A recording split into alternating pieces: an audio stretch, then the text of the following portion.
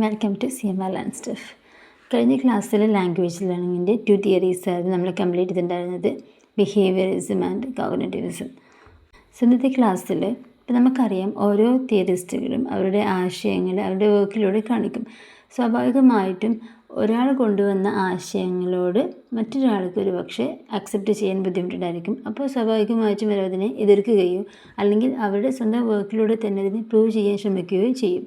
ഇവിടെ നമ്മളിന്ന് നോക്കുന്നത് ചോംസ്കിയുടെയും സ്കിന്നറിൻ്റെയും ലാംഗ്വേജ് ലേണിങ്ങിനെ കുറിച്ചുള്ള തിയറീസും എങ്ങനെയാണ് BF സ്കിന്നറിൻ്റെ അഭിപ്രായങ്ങളോട് നോം ചോംസ്കി എതിർക്കുന്നത് എന്നുള്ളതിനെ കുറിച്ചാണ്. ഒരുപാട് കാലങ്ങളായി ലാംഗ്വേജ് ലേണിങ്ങിനെ കുറിച്ച് ഒരുപാട് അഭിപ്രായങ്ങളൊക്കെ വരുന്നുണ്ട്. അതായത് how do we learn language, എങ്ങനെയാണ് നമ്മൾ ഭാഷ പഠിക്കുക. അപ്പോൾ ആ ഒരു കാര്യത്തെക്കുറിച്ച് ഓരോ തിയറിസ്റ്റുകളും അവരുടെ അഭിപ്രായങ്ങൾ പറയുന്നുണ്ട്. അതിനകത്ത് ആദ്യം പ്ലേറ്റോ പറയുന്നത് ഈ ലാംഗ്വേജ് ലേണിംഗ് എന്ന് പറയുന്നത് അല്ലെങ്കിൽ നമുക്കുള്ള അറിവ് എന്ന് പറയുന്നത് എപ്പോഴും ഇന്നേറ്റാണ്, നമുക്ക് ജന്മസിദ്ധമാണ് എന്ന് പറയുന്നുണ്ട്. അതേസമയം ജോൺ ലോക്ക് അദ്ദേഹത്തിൻ്റെ അഭിപ്രായത്തിൽ നമ്മളെല്ലാവരും ജനിക്കുമ്പോൾ തന്നെ ഒരു ബ്ലാങ്ക് സ്ലേറ്റാണ്. നമ്മളെല്ലാ കാര്യം പഠിക്കുന്നത് ലേൺ എവറിത്തിങ് ത്രൂ സെൻസസ്, നമ്മളെല്ലാ കാര്യം പഠിക്കുന്നത് നമ്മൾ പിന്നെ അങ്ങനെ മനസ്സിലാക്കിയിട്ടാണ് എന്ന് പറയുന്നുണ്ട്. അപ്പോൾ ഓരോരുത്തർക്കും ഓരോ അഭിപ്രായങ്ങളായിരിക്കും ഉണ്ടായിരിക്കുക. പിന്നീട് നമുക്കിന്ന് മനസ്സിലാക്കാനുള്ളത് BF സ്കിന്നർ അദ്ദേഹത്തിൻ്റെ ബിഹേവിയറിസം എന്ന് പറയുന്ന തിയറിക്കകത്ത് പറഞ്ഞിട്ടുണ്ടായിരുന്നു ലാംഗ്വേജ് ലേണിംഗ് എന്ന് പറയുന്നത് ഒരു ഓപ്പറൻറ്റ് കണ്ടീഷനിലൂടെയാണ്. അതായത് സ്റ്റിമുലസ് റെസ്പോൺസ് റിവാർഡ് അല്ലേ, നമ്മൾ നേരത്തെ പറഞ്ഞു ഹാബിറ്റാണ്, ശീലത്തിലൂടെയാണ് പഠിക്കുക ലാംഗ്വേജ്. അതായത് ഒരു കുട്ടി ഒരു കാര്യം കേൾക്കുന്നു, അത് ഇമിറ്റേറ്റ് ചെയ്ത് റിപ്പീറ്റ് ചെയ്ത് പറഞ്ഞുകൊണ്ടിരിക്കുന്നു, പിന്നെ അത് നമ്മളുടെ മനസ്സിലത് അങ്ങോട്ട് റീഇൻഫോഴ്സ്മെൻറ്റ് എന്നല്ല ബിഹേവിയറിസത്തിനെ കുറിച്ച് പറഞ്ഞത്. അതായത് ഒരു കുട്ടി ഒരു കാര്യം കേട്ട് അത് ആവർത്തിച്ച് മനസ്സിലാക്കി പിന്നെ ആ കുട്ടിയുടെ മനസ്സിൽ അത് പതിയാണ് ചെയ്യുന്നത്, അങ്ങനെ ഒരു ഹാബിറ്റായി മാറുന്നു അത്. അങ്ങനെയാണ് BF സ്കിന്നർ അദ്ദേഹത്തിൻ്റെ തിയറിയിലൂടെ പറയുന്നത്. ഈ ഒരു കോൺസെപ്റ്റിനെ നോം ചോംസ്കി അദ്ദേഹത്തിനെ എതിർക്കുകയാണ് ചെയ്യുന്നത്. അപ്പോൾ BF സ്കിന്നറിൻ്റെ വെർബൽ ബിഹേവിയർ എന്ന് പറയുന്ന ബുക്കിനകത്താണ് അദ്ദേഹത്തിൻ്റെ തിയറി ഇംപ്ലിമെൻറ്റ് ചെയ്തത് അല്ലെങ്കിൽ ഇൻട്രൊഡ്യൂസ് ചെയ്തത്. ഇവിടെ BF സ്കിന്നറിൻ്റെ ഈ ഒരു കോൺസെപ്റ്റിനെ എങ്ങനെയാണ് നോം ചോംസ്കി എതിർക്കുന്നത് എന്നാണ് നമ്മൾ നോക്കുന്നത്. അപ്പോൾ BF സ്കിന്നർ പറയുന്നത് പോലെ ലാംഗ്വേജ് ലേണിംഗ് എന്ന് പറയുന്നത് ശീലത്തിലൂടെയാണ് പഠിക്കുന്നത് എന്ന് പറയുന്ന ആ ഒരു കാര്യത്തെ നോം ചോംസ്കി ഒബ്ജക്റ്റ് ചെയ്യാണ് ചെയ്യുന്നത്. അപ്പോൾ അതിനകത്ത് അദ്ദേഹം ഒരു 3 എക്സാമ്പിൾസ് അദ്ദേഹം കൊടുത്തിട്ടുണ്ട്, പ്രൂഫ്. ആദ്യം അദ്ദേഹം പറയുന്നുണ്ട് ഒരു sentence, I go to market.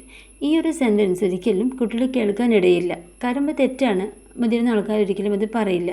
പക്ഷേ എന്നിട്ടും കുട്ടികളത് പറയുന്നുണ്ട്. അതായത് പലപ്പോഴും ടെൻസസ് ഒക്കെ അവർ തെറ്റിച്ച് പറയുന്നുണ്ട്. അങ്ങനെയാണെങ്കിൽ ഇമിറ്റേഷനിലൂടെയാണ് എല്ലാം കുട്ടികൾ മനസ്സിലാക്കുന്നത് എന്ന് പറയുന്ന ആ വാദം തെറ്റല്ലേ. പിന്നെ ഇവിടെ നിന്നാണ് ഈ ഗോഡ് എന്ന് പറയുന്ന വാക്ക് വരുന്നത്. അപ്പോൾ ഇമിറ്റേഷനിലൂടെ അല്ല കുട്ടികളെല്ലാം പഠിക്കുന്നത്, അവർ സ്വന്തമായിട്ടും ചില കാര്യങ്ങൾ മനസ്സിലാക്കുന്നുണ്ട് എന്നുള്ള ആ ഒരു നോം ചോംസ്കിയുടെ വാദത്തെ സമർത്ഥിക്കാൻ അദ്ദേഹം ഇങ്ങനൊരു എക്സാമ്പിൾ എടുത്ത് പറഞ്ഞു. രണ്ടാമത്തെ ഒരു എക്സാമ്പിൾ അദ്ദേഹം പറയുന്നത് അല്ലെങ്കിൽ ഒരു പ്രൂഫ് അദ്ദേഹം പറയുന്നത്, പലപ്പോഴും പാരൻസ് എല്ലാ സെൻറ്റൻസുകളും കറക്റ്റാക്കിയിട്ടൊന്നല്ല പഠിപ്പിക്കുന്നുണ്ടാവുക. അവർ സാധാരണത്തെ പോലെ സംസാരിക്കുന്നു, കുറേ കാര്യങ്ങൾ മനസ്സിലാക്കി പഠിപ്പിച്ചു കൊടുക്കുന്നു. പക്ഷേ എല്ലാ കാര്യങ്ങളും ഒരു കുട്ടിക്ക് പാരൻസിൽ നിന്നല്ല കിട്ടുന്നത്. കുറേ കാര്യങ്ങൾ കുട്ടി പഠിക്കുന്നത് ഒരു പെർഫെക്റ്റ് ഗ്രാമറൊക്കെ അവർ മനസ്സിലാക്കുന്നത് വളരെ പെട്ടെന്ന് തന്നെ മനസ്സിലാക്കി അവർ പഠിക്കുന്നുണ്ട്. അപ്പോൾ എല്ലാം പാരൻസിൻ്റെ കയ്യിൽ നിന്ന് ഇമിറ്റേറ്റ് ചെയ്തിട്ടല്ല ഒരിക്കലും കുട്ടികൾ കിട്ടുന്നത്. അവർക്ക് ജന്മസിദ്ധമായ ഒരു കഴിവുണ്ട് ഇത് മനസ്സിലാക്കാൻ എന്ന് അദ്ദേഹം സമർത്ഥിക്കാൻ ശ്രമിക്കുന്നുണ്ട്. അതുപോലെ തന്നെ എല്ലാ ഭാഷകൾക്കും അതിൻ്റേതായിട്ടുള്ളൊരു സ്ട്രക്ചറുണ്ട്, നമുക്കെല്ലാവർക്കും അറിയുന്ന കാര്യങ്ങളാണ്. അതിൽ ഏകദേശം എല്ലാം സമാനതകളുണ്ട്. പക്ഷേ ചില സമയങ്ങളിൽ ചില അങ്ങോട്ടും ഇങ്ങോട്ടുമൊക്കെ വ്യത്യാസങ്ങൾ നമുക്ക് കാണാം. എന്നാലും എല്ലാ ഭാഷകൾക്കും അതിൻ്റേതായിട്ടുള്ള ഒരു സ്ട്രക്ചറുണ്ട്. അത് മാത്രമല്ല, ഒരു മനുഷ്യൻ ഭാഷ പഠിക്കുന്ന സമയത്ത് അവർക്ക് അത് പ്രീവേഡാണ്. അതായത് അവർക്ക് ഓൾറെഡി അവരുടെ ഉള്ളിൽ ലാംഗ്വേജ് ജന്മനാ തന്നെ ലാംഗ്വേജ് പഠിക്കാനുള്ളൊരു കഴിവ് ഇൻസ്റ്റാൾ ചെയ്തിട്ടുണ്ട്. ഒരു കമ്പ്യൂട്ടർ പ്രോഗ്രാം പോലെ നമ്മൾ ജനിക്കുമ്പോൾ തന്നെ നമ്മളുടെ ഉള്ളിലുണ്ടത്. ഇപ്പോൾ ജസ്റ്റ് ഒരു സ്റ്റിമുലസ് കൊണ്ട് മാത്രമല്ല, നമുക്ക് ജന്മസിദ്ധമായ ഒരു കഴിവുണ്ട് ലാംഗ്വേജ് പഠിക്കാൻ. ആ ഒരു കാര്യത്തെ പിന്നെ എങ്ങനെയാണ് ഹാബിറ്റിലൂടെയാണ് എന്ന് BF സ്കിന്നർ പറയുക എന്നാണ് നോം ചോംസ്കി ചോദിക്കുന്നത്. ഇവിടെ ഓരോ ആളുകൾക്കും ഓരോ അഭിപ്രായമാണ്. അപ്പോൾ ഒരാൾ BF സ്കിന്നർ ഇവിടെ ലാംഗ്വേജ് പഠിക്കുന്നത് കേട്ട് നമ്മൾ ശീലമായി അങ്ങനെയാണെന്ന് പറയുമ്പോൾ നോം ചോംസ്കി പറയുന്നത് ലാംഗ്വേജ് പഠിക്കാൻ നമുക്ക് ഉള്ളിൽ കുറച്ച് ജന്മസിദ്ധമായ കഴിവുകളുണ്ട്. ഓരോരുത്തർക്കും അത് ഡിഫറെൻ്റ് ആയിരിക്കും. എന്നാലും അതുവഴിയാണ് ഒരു മനുഷ്യൻ ലാംഗ്വേജ് പഠിക്കുന്നത് വളരെ എത്ര പെട്ടെന്നാണ് ഒരാൾക്ക് മനസ്സിലാവുന്നത്, അല്ലെങ്കിൽ വളരെ താമസിച്ചിട്ടാണ് മറ്റൊരാൾക്ക് പറ്റുന്നത് എന്നുള്ള ആ ഒരു റേഞ്ചിലുള്ള വ്യത്യാസങ്ങളൊക്കെയാണ് ഇവിടെ നോം ചോംസ്കി അദ്ദേഹത്തിൻ്റെ വർക്കിലൂടെ കാണിക്കുന്നത്. നെക്സ്റ്റ് നമ്മൾ നോക്കുന്നത് യൂണിവേഴ്സൽ ഗ്രാമർ, അതായത് എല്ലാ ഭാഷയ്ക്കും പൊതുവായിട്ടുള്ള കുറച്ച് കാര്യങ്ങൾ. അതായത് ഇദ്ദേഹം പറയുന്നുണ്ട്, ചോംസ്കിയുടെ ഒരു പ്രധാനപ്പെട്ട ഒരു ഐഡിയയാണ് യൂണിവേഴ്സൽ ഗ്രാമർ എന്ന് പറയുന്നത്. അപ്പോൾ അതിനകത്ത് അദ്ദേഹം പറയുന്നുണ്ട്, നമ്മൾ ജനിക്കുമ്പോൾ തന്നെ നമുക്ക് എല്ലാ ഭാഷകളുടെയും ഒരു സ്ട്രക്ചർ നമ്മളുടെ ഉള്ളിൽ ഓൾറെഡി നമ്മുടെ ബ്രെയിനിൽ എൻകോഡഡ് ആണ്. അതായത് നമുക്ക് എന്ത് ഭാഷ പഠിക്കണമെന്നുണ്ടെങ്കിലും നമുക്ക് അത് പഠിക്കാനുള്ളൊരു കഴിവ് നമുക്ക് ജനിക്കുമ്പോൾ തന്നെ ഉണ്ട്. ഇത് ഒരു മനുഷ്യൻ്റെ കോഗ്നിറ്റീവ് സ്പെഷ്യലൈസേഷൻ ആണ് എന്നാണ് അദ്ദേഹം പറയുന്നത്. കാരണം നമുക്കറിയാം, ഇപ്പോൾ ഏതൊരു ലാംഗ്വേജ് എടുക്കുകയാണെങ്കിലും അതിനകത്ത് അതിൻ്റേതായിട്ടുള്ളൊരു നൗൺ ഉണ്ടാവും, അതുപോലെ തന്നെ വേർബ് ഉണ്ടായിരിക്കും, അതുപോലെ തന്നെ ബാക്കിയുള്ള ഇപ്പോൾ എന്തെങ്കിലും ഒരു ക്വസ്റ്റ്യൻ ചോദിക്കുന്ന സമയത്ത് നോ എന്ന് പറയാനുള്ളൊരു വഴി ഉണ്ടാവും. അപ്പോൾ എല്ലാ ലാംഗ്വേജിനും കോമൺ ആയിട്ടുള്ള കുറേ കാര്യങ്ങളുണ്ട്. ഇപ്പോൾ ടെൻസസുകളുണ്ട്, എല്ലാം ഉണ്ട്.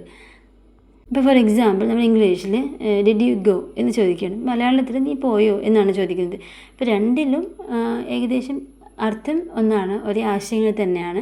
പക്ഷേ അതിൻ്റെ സ്ട്രക്ചറിൽ ചില വ്യത്യാസങ്ങളുണ്ട് എന്ന് മാത്രം. അതായത് SVO സബ്ജക്റ്റ് വെർബ് ഒബ്ജക്റ്റ് ആ ഒരു ക്രമം ഉണ്ടല്ലോ, അത് മാറ്റങ്ങളുണ്ടായിരിക്കും. പക്ഷേ എല്ലാത്തിലും ആശയങ്ങളുണ്ട്. അപ്പോൾ ഇദ്ദേഹം പറയുന്നത് ഇങ്ങനെ യൂണിവേഴ്സൽ ഗ്രാമർ, അതായത് ഒരാൾക്ക് എല്ലാത്തിൻ്റെയും പൊതുവായ കാര്യങ്ങൾ മനസ്സിലാക്കാനുള്ളൊരു കഴിവ് ഓൾറെഡി ഒരു കുട്ടിയുടെ ഉള്ളിൽ ജനിക്കുമ്പോൾ തന്നെ ഉണ്ട്. അപ്പോൾ അദ്ദേഹം ടീച്ചേഴ്സിനോട് പറയുന്നുണ്ട്, അല്ലെങ്കിൽ ടീച്ചേഴ്സിനോട് അദ്ദേഹം പറയാൻ ഉദ്ദേശിക്കുന്നത്, നിങ്ങൾ എല്ലാ കാര്യങ്ങളും ക്ലാസ്സിൽ അങ്ങനെ കൊടുക്കണമെന്ന് നിർബന്ധമൊന്നുമില്ല. അതായത് പണ്ടത്തെ ട്രഡീഷണൽ ആയിട്ടുള്ളൊരു പഠന രീതി എന്ന് പറയുന്നത് നമ്മുടെ ടീച്ചേഴ്സ് എല്ലാവരും പറഞ്ഞിരുന്നു, കുട്ടികളതെല്ലാം കേൾക്കുന്നു, ടീച്ചേഴ്സോട് ആക്റ്റീവാണ്, കുട്ടികൾ പാസീവാണ്, ടീച്ചറിനാണ് നമുക്ക് വിശ്വാസം ഉണ്ടാവുക. അപ്പോൾ ആ രീതി മാറ്റണം, അതല്ല ശരി. കുട്ടികൾക്ക് എല്ലാം മനസ്സിലാക്കാനുള്ള കുറച്ച് കഴിവുകൾ ഓൾറെഡി അവർക്കുണ്ട്, അവർക്ക് ആ ഇൻപുട്ട് മാത്രം കൊടുത്താൽ മതി, ബാക്കിയെല്ലാം അവർ സ്വയം കണ്ടെത്തിക്കോളും, അവരെല്ലാം ബാക്കി പഠിച്ചോളും എന്നാണ് അദ്ദേഹം പറയുന്നത്. സോ യൂണിവേഴ്സൽ ഗ്രാമർ എന്ന് പറയുന്നത് it's a set of grammatical principles common to all languages. Then next one, language acquisition device. ഇതൊരു ഹൈപ്പോത്തറ്റിക്കൽ ടൂളാണ്. അതായത് ചോംസ്കി പറയുന്നൊരു കാര്യം, ഈ ലാംഗ്വേജ് അക്വിസിഷൻ ഡിവൈസ് എന്ന് പറയുന്നത് ഒരു സാങ്കല്പികമായ ഒരു സംഭവമാണ്. നമ്മളുടെ യൂണിവേഴ്സൽ ഗ്രാമർ എങ്ങനെയാണ് നമ്മളുടെ ഉള്ളിൽ പ്രവർത്തിക്കുന്നത് എന്നുള്ളതിനെ എക്സ്പ്ലെയിൻ ചെയ്യാൻ വേണ്ടിയിട്ട് അദ്ദേഹം ഉപയോഗിച്ചിട്ടുള്ള ഒരു സംഭവമാണ് ലാംഗ്വേജ് അക്വിസിഷൻ ഡിവൈസ് എന്ന് പറയുന്നത്.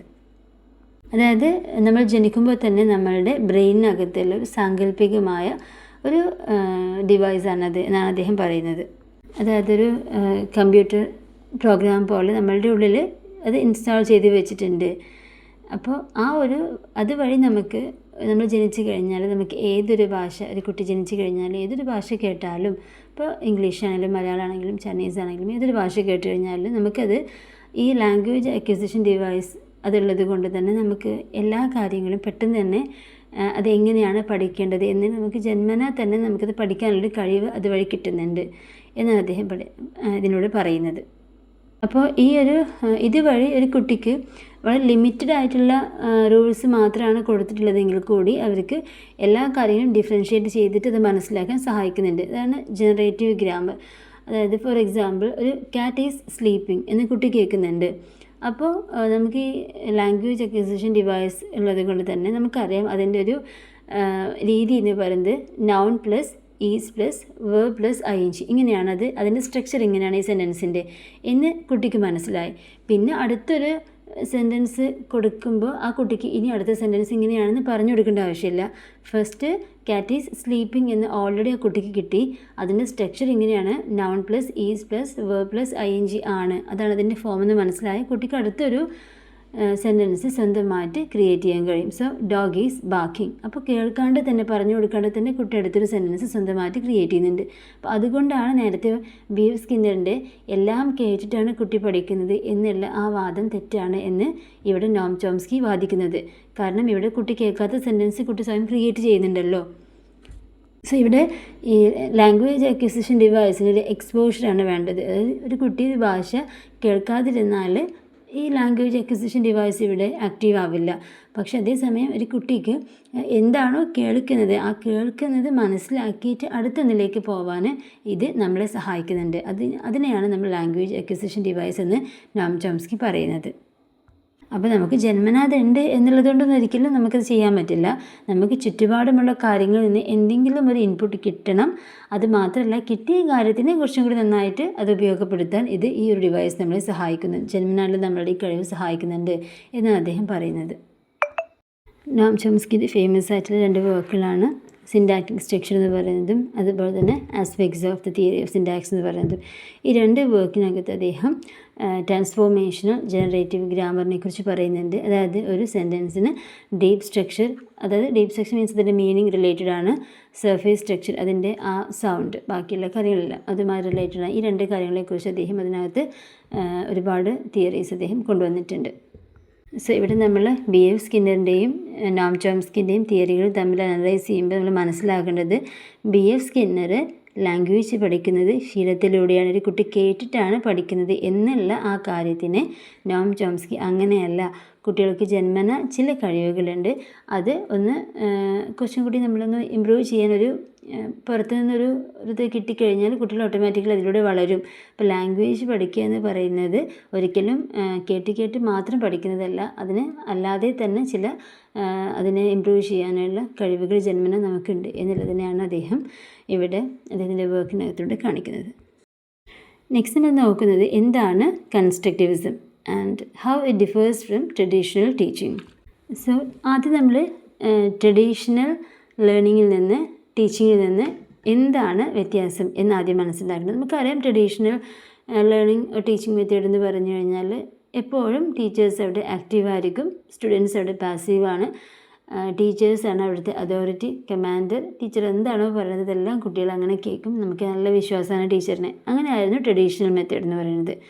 പക്ഷേ കൺസ്ട്രക്റ്റിവിസം അതിനകത്ത് പറയുന്നത് സ്റ്റുഡൻസ് എന്ന് പറയുന്നത് ഒരിക്കലും they don't passively receive knowledge. അവർ മിണ്ടാതിരുന്നിട്ട് എല്ലാം കേൾക്കുന്ന ഒരു രീതിയല്ല നിലവിലുള്ളത്. ദേ കൺസ്ട്രക്റ്റ് ഇറ്റ്, അതായത് അവർ ടീച്ചർ പറയുന്നത് കേൾക്കുന്നുണ്ട്, പ്ലസ് അവരുടെ രീതികൾ കൂടി അവരതിൽ ആഡ് ചെയ്യുന്നുണ്ട്. അവർ കാര്യങ്ങൾ ചോദിക്കുന്നുണ്ട്, സംശയങ്ങൾ ചോദിക്കുന്നുണ്ട്. അവരുടെ ആശയങ്ങളും ടീച്ചറിൻ്റെ ആശയങ്ങളും തമ്മിൽ കണക്ട് ചെയ്തിട്ട് കൂടുതൽ കാര്യങ്ങൾ മനസ്സിലാക്കാൻ വേണ്ടിയിട്ട് അവർ ശ്രമിക്കുന്നുണ്ട് സ്റ്റുഡൻസ്. സോ അവിടെ കുട്ടികൾ അവിടെ ആക്റ്റീവാണ്. അപ്പോൾ ആ ഒരു രീതിയാണ് കൺസ്ട്രക്റ്റിവിസം എന്ന് പറയുന്നത്. ആ ഒരു പഠന സിദ്ധാന്തമാണ് ആ തിയറിയാണ് കൺസ്ട്രക്റ്റിവിസം അതിനകത്ത് പറയുന്നത്. സോ കൺസ്ട്രക്റ്റിവിസം എന്ന് പറയുന്നത് നേരത്തെ പറഞ്ഞതുപോലെ ഒരു കൊളാബറേറ്റീവ് പ്രോസസ്സാണെന്ന് പറഞ്ഞല്ലോ.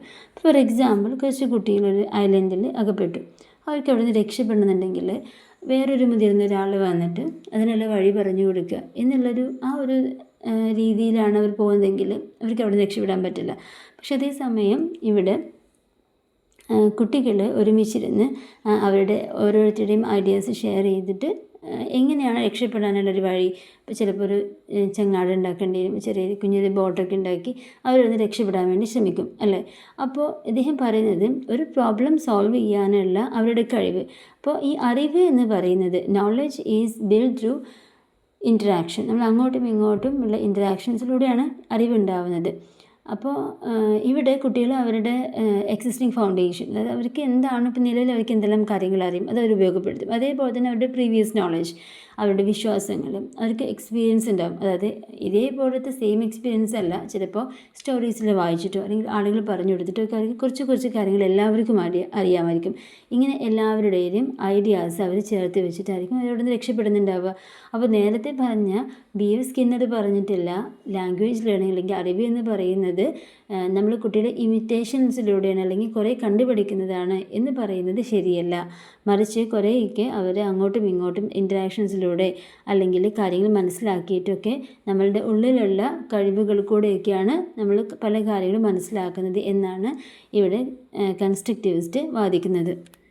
അതുപോലെ തന്നെ നമ്മൾ കോഗ്നിറ്റീവിസം പറഞ്ഞിട്ടുണ്ടായിരുന്നു കഴിഞ്ഞ ക്ലാസ്സിൽ. അതിനകത്ത് പറയുന്നത് നമുക്ക് പല കാര്യങ്ങളും മനസ്സിലാക്കുന്നത് നമ്മുടെ ഉള്ളിലുള്ള അറിവിലൂടെയാണെന്ന് പറഞ്ഞു. അപ്പോൾ ഇവിടെ അതും ഒരു കാര്യമാണ്. അതായത് നമുക്ക് കോഗ്നിറ്റിവിസ്റ്റ് പറയുന്ന കാര്യങ്ങൾ ഇതിനകത്ത് കുറച്ച് റിലേറ്റഡ് ആണ്. എന്നാലും ഇവിടെ ഒരു ഒരു സോഷ്യൽ പ്രോസസ്സിങ് കൂടി ഇവിടെ നടക്കുന്നുണ്ട്. ഒരു നേരത്തെ പറഞ്ഞ ഒരു ഇൻറ്റേർണൽ ആയിട്ടുള്ള കുറച്ച് കാര്യങ്ങളും നമുക്കുണ്ട്, പ്ലസ് അതിൻ്റെ കൂടെ സോഷ്യൽ ഒരു സാമൂഹിക സമീപനം കൂടി കൺസ്ട്രക്റ്റിവിസ്റ്റ് വാദിക്കുന്നുണ്ട്. ഇനി കൺസ്ട്രക്റ്റിവിസം നമ്മളൊരു ടീച്ചിങ് ലേണിംഗ് പ്രോസസ്സുമായിട്ട് റിലേറ്റ് ചെയ്ത് പറയുമ്പോൾ നമ്മൾ പറഞ്ഞ കാര്യം തന്നെയാണ് വീണ്ടും പറയുന്നത്. Knowledge is build on students, അതായത് അവരുടെ പ്രീവിയസ് നോളജ്, അവരുടെ വിശ്വാസങ്ങൾ, അവരുടെ എക്സ്പീരിയൻസ് ഇതെല്ലാം ചേർത്തിട്ടാണ് അവരുടെ അറിവ് എന്ന് പറയുന്നത്. അതുപോലെ ഈ ഒരു ലേണിംഗ് എന്ന് പറയുന്നത് എന്തല്ല, ജസ്റ്റ് ഒരു ബൈ ഹാർട്ടല്ല, ടീച്ചർ പറയുന്ന കാര്യങ്ങൾ മാത്രം മനസ്സിലാക്കുന്നതല്ല, മറിച്ച് ടു കൺസ്ട്രക്റ്റ് എ മീനിങ്, ഒരു കാര്യം നമ്മൾ സ്വയം മനസ്സിലാക്കിയെടുത്ത് നമ്മളുടെ കോൺട്രിബ്യൂഷൻ, സ്റ്റുഡൻസിൻ്റെ കോൺട്രിബ്യൂഷൻ കൂടി കൊടുക്കുക എന്നുള്ളതാണ്. മൂന്നാമത്തെ പറഞ്ഞത് പഠനത്തിലൂടെ നമ്മൾ ആക്റ്റീവ് ഡിസ്കഷൻസ് ആവശ്യമാണ്, അതുപോലെ ഒരുപാട് ആക്ടിവിറ്റീസ് ആവശ്യമാണ്. അതുപോലെ തന്നെ പഠനം എന്ന് പറയുന്നത് ഒരു കോണ്ടെക്സ്റ്റിലാണ്, ഓരോ സാഹചര്യം സന്ദർഭങ്ങൾക്കനുസരിച്ച് നമ്മൾ കൂടുതൽ കാര്യങ്ങൾ പഠിക്കുന്നത്. അപ്പോൾ ചില സമയങ്ങളിൽ നമ്മളുടെ പഠനം എന്ന് പറയുന്നത് നമ്മളുടെ റിയൽ ലൈഫുമായിട്ട് റിലേറ്റഡ് കൂടിയായിരിക്കും. സോ അതുകൊണ്ട് സ്റ്റുഡൻസ് ആക്റ്റീവ് പാർട്ടിസിപ്പൻസ് ആണ്, engage in dialogue, build on what they know, classroom ആക്ടിവിറ്റീസിൽ അവർ ഇൻവോൾവ് ആവണം, pre-test or informal interviews to find prior knowledge, then presentations, group discussions, quizzes, cooperative learning ഇതെല്ലാം ഇവിടെ ആവശ്യമാണ്.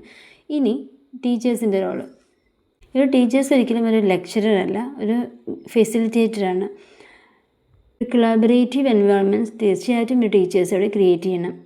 And also to encourage students to evaluate new information and modify old knowledge. അവർക്ക് എന്തെങ്കിലും ഒരു പുതിയ കാര്യം പഠിക്കാൻ വേണ്ടിയിട്ട് അവരെ എൻകറേജ് ചെയ്യുക, പ്രോത്സാഹിപ്പിക്കുക മാത്രമല്ല, അവരുടെ എക്സിസ്റ്റിംഗ് നോളജ് അതിനെ ഒന്ന് മോഡിഫൈ ചെയ്യാൻ കൂടി ടീച്ചേഴ്സ് ഹെൽപ്പ് ചെയ്യണം. അല്ലാണ്ട് ടീച്ചർ ഒരിക്കലും ഒരു ആക്റ്റീവായി സ്റ്റുഡൻസ് പാസീവ് ആകുന്ന രീതി ഇവിടെ ശരിയാവില്ല. അപ്പോൾ അതുകൊണ്ട് തന്നെ ക്ലാസ് റൂമിനകത്ത് എന്തെങ്കിലും ഓരോ സ്റ്റുഡൻസിൻ്റെയും മുന്നേയുള്ള അറിവ്, അവർക്ക് എന്തറിയാമെന്ന് മനസ്സിലാക്കാൻ പ്രീ ടെസ്റ്റുകൾ നടത്തണം, അതുപോലെ ഇൻഫോർമൽ ഇൻ്റർവ്യൂസ് നടത്തണം, പ്രസൻറ്റേഷൻസും ഗ്രൂപ്പ് ഡിസ്കഷൻസും ക്വിസസും കോപ്പറേറ്റീവ് ലേണിങ്ങും എല്ലാം വേണം. അപ്പോൾ എല്ലാത്തിലൂടെയും ഒരു സ്റ്റുഡൻറ്റ് എന്താണെന്ന് ഐഡൻറ്റിഫൈ ചെയ്യാൻ ടീച്ചർക്ക് കഴിയും, അതിനനുസരിച്ചുള്ള മാറ്റങ്ങൾ കൊണ്ടുവരാനും ഒരു ടീച്ചർക്ക് കഴിയും. ഇനി അസസ്മെൻ്റ് എന്ന് പറയുന്നത് focus on process not just products, അതായത് എപ്പോഴും എന്താണ് റിസൾട്ട്, എന്താണ് ഔട്ട്കം എന്നതിനല്ല, എങ്ങനെയാണത് കണ്ടെത്തിയത് എന്നുള്ളതിനെയാണ് കൂടുതലായിട്ടും കോൺസെൻട്രേറ്റ് ചെയ്യേണ്ടത് ടീച്ചേഴ്സ്. അപ്പോൾ അതുകൊണ്ട് തന്നെ ആക്റ്റീവായിട്ട് സ്റ്റുഡൻസോടെ പാർട്ടിസിപ്പേറ്റ് ചെയ്യുന്ന എല്ലാ കാര്യത്തിലും, അതുപോലെ ഓറൽ ഡിസ്കഷൻസ് ആവശ്യമാണ്, ഹാൻഡ്സ് ഓൺ വർക്ക്, എല്ലാ കാര്യങ്ങളും ടീച്ചേഴ്സ് നിരീക്ഷിക്കുക, മനസ്സിലാക്കുക. അതുപോലെ ബ്ലൂംസ് ടാക്സോണമി അവിടെ ഉപയോഗിക്കുന്നുണ്ട്, അതായത് കോംപ്രിഹെൻഷൻ, ആപ്ലിക്കേഷൻ, അനാലിസിസ്, സിന്തസിസ്. അപ്പോൾ ഇങ്ങനെ ഒരു കൊളാബറേറ്റീവ് എൻവയോൺമെൻറ്റിലൂടെ ഒരു കുട്ടിയെ വിലയിരുത്തുക, അവരെ ഇംപ്രൂവ് ചെയ്യുക എന്ന രീതിയാണ് കൺസ്ട്രക്റ്റിവിസ്റ്റ് മുന്നോട്ട് വയ്ക്കുന്നത്. എക്സാമ്പിൾ നോക്കുന്നത് types of constructivism, traditional versus constructivist class room. അപ്പോൾ ഇതിനകത്ത് രണ്ട് തിയറിസ്റ്റിനെ കുറിച്ച് പറയുന്നുണ്ട്, gene പിയാഷെ, then വിഗോട്ട്സെ.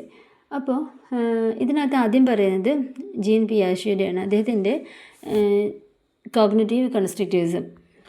So Jean Piaget's cognitive constructivism focuses on individual mind and how learners process new information versus old information. അപ്പോൾ അതിനകത്ത് രണ്ട് പ്രോസസ്സ് അദ്ദേഹം പറയുന്നുണ്ട്.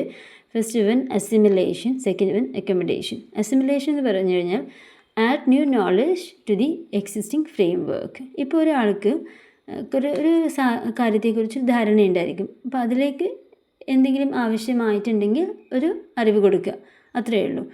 സെക്കൻഡ് അക്കോമഡേഷൻ എന്ന് പറഞ്ഞു കഴിഞ്ഞാൽ അഡ്ജസ്റ്റ് ഫ്രെയിം വർക്ക്. നേരത്തെ നമ്മൾ പറഞ്ഞ നമുക്ക് കുറച്ച് ഒരു കാര്യത്തെക്കുറിച്ച് അറിയാം, പക്ഷെ അത് തെറ്റാണ് എങ്കിൽ when new information doesn't fit, അപ്പോൾ പുതിയൊരു കാര്യം നമ്മൾ പറയുന്ന സമയത്ത് അത് ശരിയാവില്ല. ഫോർ എക്സാമ്പിൾ, ഒരു കുട്ടിക്ക് ഡോഗിനെ അറിയാം, പക്ഷേ കവിനെ കണ്ടു കഴിഞ്ഞാലും ഡോഗ് എന്ന് വിളിക്കുന്നുണ്ടെങ്കിൽ അതാണ് അസിമിലേഷൻ. അതേസമയം ലേറ്റർ ലേൺസ് ഡിഫറൻസ്, അതിനുശേഷം നമ്മൾ പറഞ്ഞു കൊടുക്കുകയാണ് അങ്ങനെയല്ല, ഇപ്പോൾ ഏകദേശം ഒരുപോലെയാണ്, 4 കാലുകളൊക്കെ ഉണ്ട്, ഓക്കെയാണ്, പക്ഷെ എന്നാലും അങ്ങനെയല്ല, കുറച്ച് ഡിഫറൻസ് ഉണ്ട് എന്ന് പറഞ്ഞ് പഠിപ്പിച്ചു കൊടുത്തു കഴിഞ്ഞാൽ അതാണ് അക്കോമഡേഷൻ എന്ന് പറയുന്നത്. നെക്സ്റ്റ് പറയുന്നത് വിഗോട്ട്സെയുടെ സോഷ്യൽ കൺസ്ട്രക്റ്റിവിസത്തിനെ കുറിച്ചാണ്. സോ അദ്ദേഹം പറയുന്നുണ്ട് നോളജ് ഈസ് കൺസ്ട്രക്റ്റഡ് സോഷ്യലി. അതായത് നമ്മൾ കുറേ കാര്യങ്ങൾ പഠിക്കുന്നത് ഇൻറ്ററാക്ഷനിലൂടെയാണ്. അതായത് നമ്മുടെ സംസ്കാരം, നമ്മുടെ സമൂഹം, നമ്മളുടെ ചുറ്റുമുള്ള നടക്കുന്ന എല്ലാ കാര്യങ്ങളും നമ്മൾ പഠിക്കുന്നത് മൊത്തം പുസ്തകത്തിലൂടെയോ ഒരാൾ പറഞ്ഞു കേട്ടുമല്ല, നമ്മളുടെ ഇൻറ്ററാക്ഷനിലൂടെയാണ്, നമ്മൾ സമൂഹത്തിലേക്ക് ഇറങ്ങുമ്പോൾ മനസ്സിലാക്കുന്ന കാര്യങ്ങളിലൂടെയാണ്. So knowledge is constructed socially. So ഇവിടെ അദ്ദേഹം ഒരു പുതിയ കാര്യം നമുക്ക് പറഞ്ഞു തരുന്നുണ്ട്, സോൺ ഓഫ് പ്രോക്സിമൽ ഡെവലപ്മെൻറ്റ്. അതായത് ട്രഡീഷണൽ ആയ ഒരു രീതി എന്ന് പറഞ്ഞു കഴിഞ്ഞാൽ നമ്മൾ ടെക്സ്റ്റ് ബുക്കുകളും കുറേ റിപ്പിറ്റേഷനിലൂടെയും അതുപോലെ ടീച്ചർ പറയുന്ന കാര്യങ്ങളിലൂടെയും ഒക്കെയാണ് നമ്മൾ പഠിക്കുന്നത്. നമ്മൾ ഒറ്റയ്ക്കാണ് എല്ലാ കാര്യങ്ങളും പഠിക്കുന്നത്. അതേസമയം കൺസ്ട്രക്റ്റിവിസ്റ്റ് പറയുന്നുണ്ട് കുറേ കൂടി ഇൻറ്ററാക്റ്റീവായിട്ട് കുറേ കാര്യങ്ങൾ നമ്മൾ അസസ് ചെയ്ത് ഒബ്സർവ് ചെയ്ത് അങ്ങനെയൊക്കെയാണ് നമ്മൾ ഗ്രൂപ്പ് വർക്കിലൂടെയൊക്കെയാണ് നമ്മൾ പഠിക്കുന്നത്. പക്ഷേ ഈ ഒരു രണ്ട് കാര്യത്തെക്കുറിച്ച് പോലും വിമർശനങ്ങൾ വന്നിട്ടുണ്ട്. അപ്പോൾ അതിൽ നിരൂപകർ ക്രിട്ടിക്സ് പറയുന്നുണ്ട് ചില കുട്ടികൾക്ക് ഇങ്ങനെ ഈ പറയുന്ന കാര്യങ്ങളൊക്കെ അക്സെപ്റ്റ് ചെയ്യാൻ പറ്റും, പക്ഷേ ചില കുട്ടികൾക്ക് ഇങ്ങനെ ഗ്രൂപ്പിൽ പങ്കെടുക്കാനൊക്കെ മടിയായിട്ടുണ്ടാവും, അല്ലെങ്കിൽ അവർക്ക് എല്ലാവർക്കും ഈ കൺസ്ട്രക്റ്റിവിസം അത്ര ഈസി അല്ല. കാരണം ചില കുട്ടികൾക്ക് ഗ്രൂപ്പ് ഡിസ്കഷൻസ് ഒന്നും അങ്ങനെ ആക്റ്റീവായി പാർട്ടിസിപ്പേറ്റ് ചെയ്യാൻ പറ്റില്ല. അവർക്ക് ചെറിയ ചെറിയ ഇൻപുട്ട് കൊടുത്തിട്ട് സ്വയം വളരാൻ പറ്റുന്ന കുട്ടികളുമുണ്ട്. എല്ലാ കുട്ടികളും ഒരുപോലെയല്ല എന്നും ഇതിനകത്ത് വിമർശനങ്ങൾ വരുന്നുണ്ട്. സോ ഇൻ ഷോർട്ട്, കൺസ്ട്രക്റ്റിവിസം എന്ന് പറഞ്ഞു കഴിഞ്ഞാൽ അറിവ് എന്നത് നമ്മൾ ഇമിറ്റേഷൻസിലൂടെയല്ല അല്ലെങ്കിൽ കണ്ടുപഠിക്കുന്നതൊന്നല്ല, കുറേയൊക്കെ നമ്മൾ നിർമ്മിക്കുന്നതാണ്. അതായത് നമ്മളുടെ ഇൻറ്ററാക്ഷൻസിലൂടെ നമ്മൾ കുറച്ച് കാര്യം നമുക്കറിയും, അതിനെ നമ്മൾ തന്നെ വളർത്തിക്കൊണ്ടുവരുന്നതാണ്. അപ്പോൾ ഈ ഒരു തിയറി, ഇപ്പോൾ നമ്മൾ മുന്നേയുള്ള ഓരോ തിയറി പഠിക്കുമ്പോൾ നമ്മൾ വിചാരിക്കും അതാണ് ശരി. ഇപ്പോൾ ബിഹേവിയറിസം പഠിക്കുമ്പോൾ നമ്മൾ വിചാരിച്ചു ശരിയാണ്, കുട്ടി ഇമിറ്റേറ്റ് ചെയ്തിട്ടാണ് പഠിക്കുന്നത്. അപ്പോൾ അടുത്തൊരു തിയറിസ്റ്റ് പറഞ്ഞു അങ്ങനെയല്ല, കോഗ്നിറ്റീവ്സ് എന്ന് പറയുന്നതിനകത്ത് കുറച്ചുകൂടി നമുക്ക് ഇൻബോൺ ടാലൻസ് ഒക്കെ ഉണ്ട്, അതിലൂടെയാണ് നമ്മൾ മനസ്സിലാക്കണമെന്ന് പറഞ്ഞു. അടുത്തൊരാൾ വന്നപ്പോൾ പറഞ്ഞു അങ്ങനെയല്ല, ഇത് രണ്ടും ശരിയല്ല, കാരണം നമുക്ക് ജന്മന കഴിവുകളുണ്ട്, അതിലൂടെ തന്നെയാണ് നമ്മൾ വളർന്നു വരുന്നത് എന്ന് പറഞ്ഞു. ഇതെല്ലാം പറഞ്ഞു കഴിഞ്ഞപ്പോൾ കൺസ്ട്രക്റ്റിവിസ്റ്റിൻ്റെ തീരുമാനങ്ങൾക്ക് പോലും വിമർശനങ്ങൾ വന്നു. അതിനകത്ത് പറയുന്നുണ്ട് ഇപ്പോൾ ഗ്രൂപ്പ് ഡിസ്കഷൻസിലൂടെയും സോഷ്യൽ ഇൻട്രാക്ഷൻസിലൂടെയാണ് നമ്മൾ കാര്യങ്ങൾ കൂടുതൽ പഠിക്കേണ്ടതെന്ന് പറയുമ്പോൾ, ഇതേപോലെ സോഷ്യൽ ഇൻട്രാക്ഷൻസ് ചെയ്യാൻ അല്ലെങ്കിൽ കുട്ടികൾക്ക് ഗ്രൂപ്പുമായിട്ടൊന്നും കണക്ട് ചെയ്ത് പോകാൻ പറ്റാത്ത കുട്ടികളുണ്ടെങ്കിൽ ഇത് കംപ്ലീറ്റ് ആയിട്ടും ഇത് വർക്കൗട്ട് ആവില്ല. അപ്പോൾ ചിലപ്പോൾ ടീച്ചേഴ്സിൻ്റെ സഹായം അവിടെ കുറച്ച് കൂടുതലായിട്ട് ആവശ്യമായിട്ട് വരും എന്ന്. അപ്പോൾ അങ്ങനെ ലാംഗ്വേജ് ലേണിങ്ങിൻ്റെ വ്യത്യസ്തമായ തിയറീസിനെ കുറിച്ചാണ് നമ്മൾ പറഞ്ഞത്. അപ്പോൾ ഓരോ തിയറികളും എന്താണ് എന്നുള്ളതും അതിനകത്ത് വരുന്ന എക്സാമ്പിൾസ് പ്ലസ് ഓരോ തിയറിസ്റ്റുകൾ അവരുടെ വർക്കുകൾ, ഇത്രയും പോയിൻറ്റ്സുകൾ മറക്കാതെ നിങ്ങൾ പഠിക്കുക. ഡൗട്ട്സ് ഉണ്ടെങ്കിൽ കമൻറ്റ് ചെയ്യുക. Thank you so much.